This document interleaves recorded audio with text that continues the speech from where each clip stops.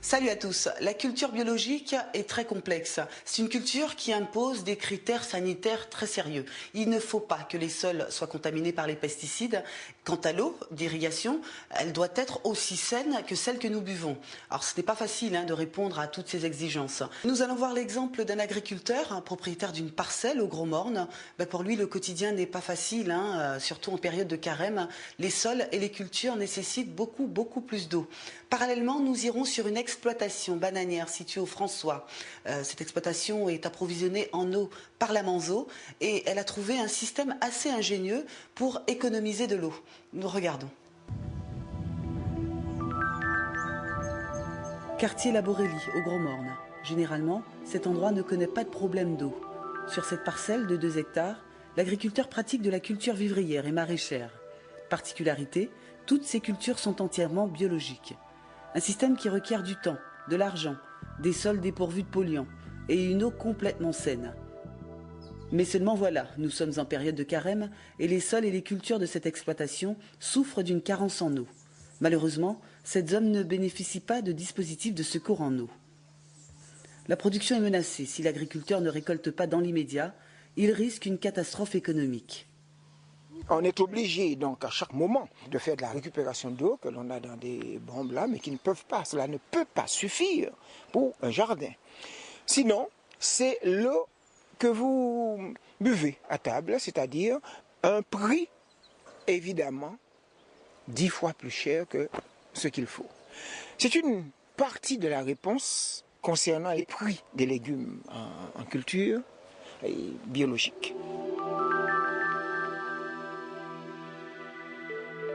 Pour permettre à la culture bio de vivre, il est impératif de prendre des mesures, et très rapidement.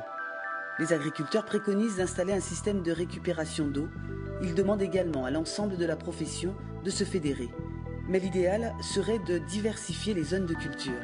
Vous avez ici à Laborelli, une 50aine d'hectares possibles à délimiter, où il n'y a pas d'habitation, et ceci est important, où il faut protéger cet espace de manière à ce que les personnes qui veulent travailler se trouvent d'abord en conditions de travail, que ces conditions leur permettent une culture permanente sur l'année et non pas une culture qui sera donc arrêtée pendant le carême.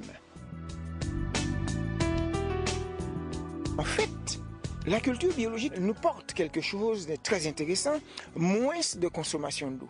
Tout simplement parce qu'au bas de cette terre, généralement, nous travaillons du compost. Et ce compost a la capacité de garder cette eau.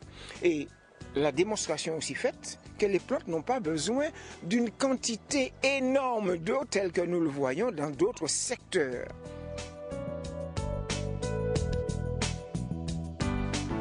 Au François, en période de carême, ils n'ont pas d'eau, mais ils savent comment l'économiser. Cette exploitation traite chaque jour des centaines de régimes de bananes. Ces bananes ont besoin bien sûr d'être irriguées pour évoluer, et elles nécessitent d'être lavées et débarrassées du latex avant commercialisation. Pour l'irrigation, le procédé est élémentaire. C'est l'eau de pluie qui arrose, sauf en période de grosse sécheresse. Et là, il n'y a pas le choix, il faut arroser. Quant à la préparation des bananes avant livraison, elle se fait grâce à l'eau de la Manzo.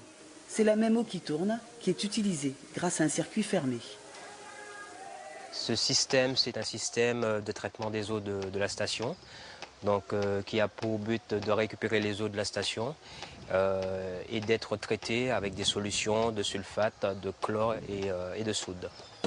Ce système fait des économies d'eau considérables, mais il est aussi efficace pour éliminer le latex, le pire ennemi de la commercialisation de la banane. Une dose de sulfate d'alun dans les bacs et le tour est joué. Le sulfate d'alun, c'est une solution qui favorise la décantation du latex.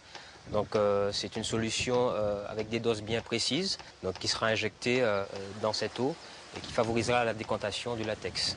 On essaie de récupérer une eau propre et on a à ce moment une décantation du latex qu'on purge le soir.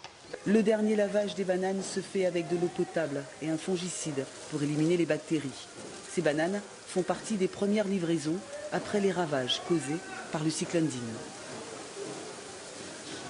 Une fois n'est pas coutume, piqûre de rappel tout de suite. Alors je rappelle que tous les produits de toilette du type shampoing, gel douche ou encore les produits ménagers tels que l'eau de Javel sont nocifs pour l'environnement. Quand les habitations sont dépourvues de système d'assainissement, ce sont des produits qui vont directement dans les sols. Et pour les agriculteurs, ce n'est pas très confortable. N'oubliez pas que les fruits et légumes qu'ils cultivent, nous les consommons. Bonne réflexion à tous et bonne semaine.